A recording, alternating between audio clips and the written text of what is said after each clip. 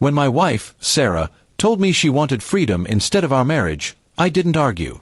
I simply looked at her, nodded, and let the weight of her words sink in. She had been restless for months, speaking of independence, of wanting to find herself. I thought it was just a phase, but that night she packed a suitcase and walked out. My heart felt like it had been ripped out of my chest, yet I stayed silent, watching the woman I loved choose solitude over everything we had built together. The first night alone in the house was unbearable.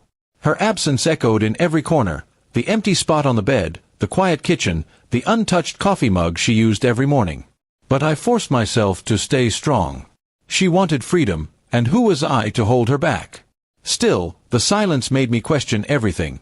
Was I too controlling, too predictable, too ordinary for her? A week passed, and I tried to distract myself with work.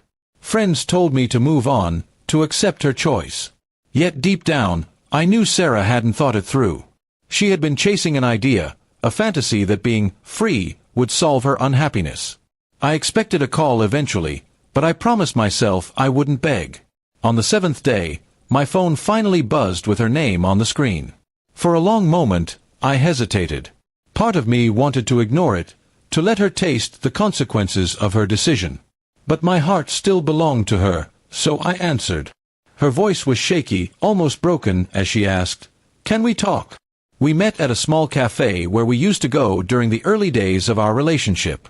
The moment she walked in, I could see the exhaustion in her eyes. She looked smaller, weaker, like life had drained the spark she once carried. She tried to smile, but it trembled on her lips. "Freedom isn't what I thought it would be," she admitted after a long silence. Her fingers nervously traced the rim of her coffee cup. "I thought leaving would make me feel alive, but instead, I feel lost. Empty.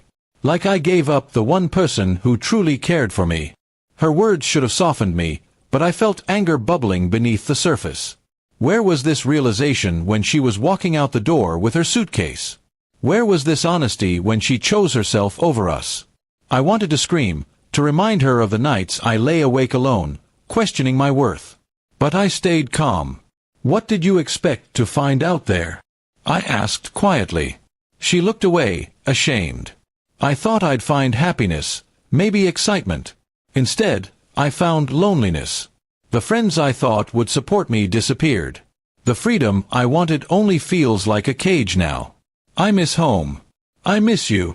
Her confession cut deep, but it didn't erase the pain she caused. Love is powerful, yes, but trust once broken doesn't mend overnight. I stared at her, wondering if I could ever let her back into my life without the shadow of her choice haunting us forever. She reached across the table, trying to hold my hand, but I pulled back slightly. "You wanted freedom, Sarah," I said. "You got it. And now you've learned what it costs." Her eyes filled with tears, and for the first time, I felt the power shift. I wasn't the broken one anymore. She was. She begged me to give her another chance, promising she had learned her lesson. But promises meant little to me now. A week of silence had been long enough for me to realize something too. I deserved someone who wouldn't abandon me in the name of selfish dreams. That night, I went home and thought about her words. The part of me that still loved her fought with the part of me that had finally found strength in her absence. And in that battle, strength won. I decided I couldn't go back to someone who saw our marriage as a prison rather than a partnership. The next morning, I called her and told her the truth. "I'll always care about you, Sarah. But what you left behind is no longer waiting for you. You chose freedom, and I'm choosing peace.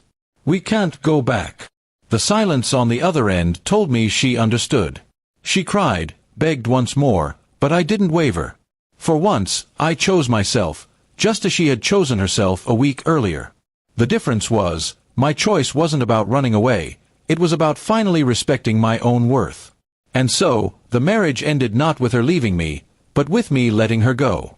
She had thought freedom would liberate her, but in the end, it only showed her what she had lost.